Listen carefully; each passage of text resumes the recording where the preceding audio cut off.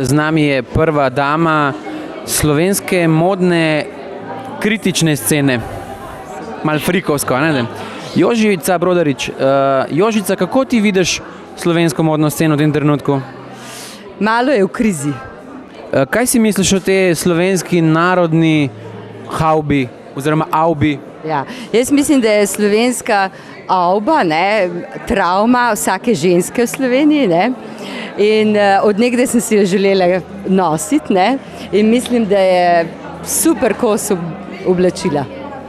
A misliš, da bi lahko to nosila na kakšni gala prireditvi v Sloveniji? Zakaj pa ne? Super zajebancija bila. Posebej v kakšnih dobrih momentih, recimo, kadar je kakšna nestrpnost v Sloveniji, pa imaš gor avbo, recimo.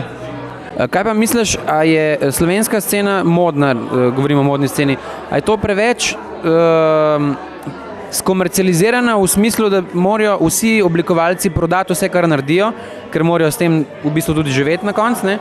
Ali je se da v bistvu tisto, kar sproducirajo kot dizajnerji, lahko to prodajajo kot neko visoko modo v tujino, mogoče tudi alter in tako naprej? Visoke mode sploh ni v Sloveniji, kar se pa tiče prodati, seveda, če delaš oblačila, si želiš, da jih ljudje nosijo in seveda jih moraš prodati. Drugače se pa da delati oblačila čisto kot umetniške objekte, kot artefakte, in imaš v Sloveniji oblikovalce, ki pač delajo samo kot umetniške projekte. Anda Klančič je takšna, ki naredi oblačilo in ga potem razstavlja. Ni pa rečeno, da je to oblačilo funkcionalno in da se ga da nositi oziroma prodati. Zelo malo recimo podjetij nekako podpira s kakšnimi projekti, da bi dalo denar za začetne kolekcije oblikovalcem ali za začetne modne revije in mislim, da je to res slabo.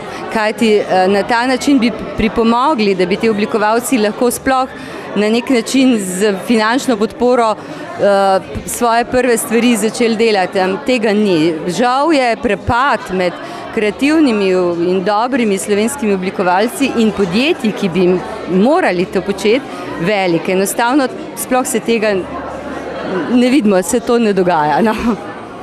Kdaj se Jožica Brodarič vrne na modne piste oziroma za modne piste oziroma pred modne piste v smislu tistega kritičnega očesa, da rečemo tistega Jožičinega kritičnega očesa, ki je zelo daleč od Lorele Flego?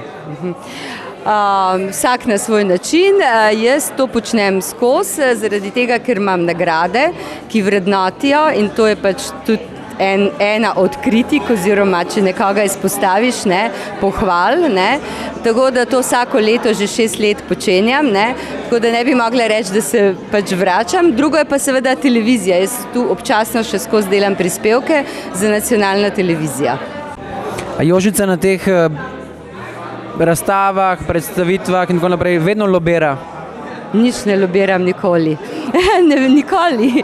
Pridem, si pogledam stvari, sem vesela, da srečam prijatelje, poklepetam in grem. In predvsem pa me vse zanima, kajti skozi spremljam, kaj se dogaja pač na mojem področju. Če rečemo, da je prva dama postala Urška v državi, si jo verjetno spremljala na kakšnih pač teh njenih izhodih, rečemo temu, javnih izhodih. A je bila primerno oblečena? Jo vidiš, da ima potencial, da lahko modno gledano še več doseže kot zdaj?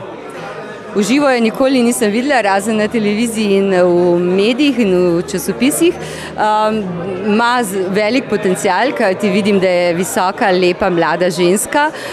Oblečena je, do zdaj ni posebej izstopala, nič posebnega. Je pa seveda to pomembno, kajti če si spremljevalka predsednika vlade in predstavljaš nekako v tujini spremljevalko, je tudi obleka zelo pomembna.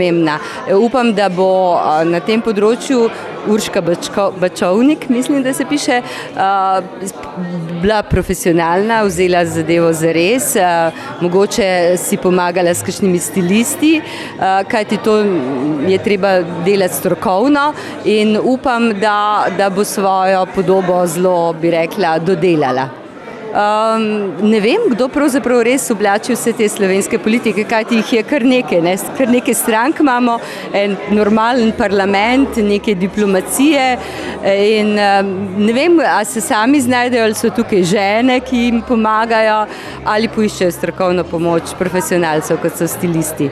Ne predstavljam si, recimo, da bi v slovenskem parlamentu paradirali recimo gospodje, kot je Hajder, ne, ki ima nek jeger luk, ne, južno-tirolsko na nek način napol narodno nošo.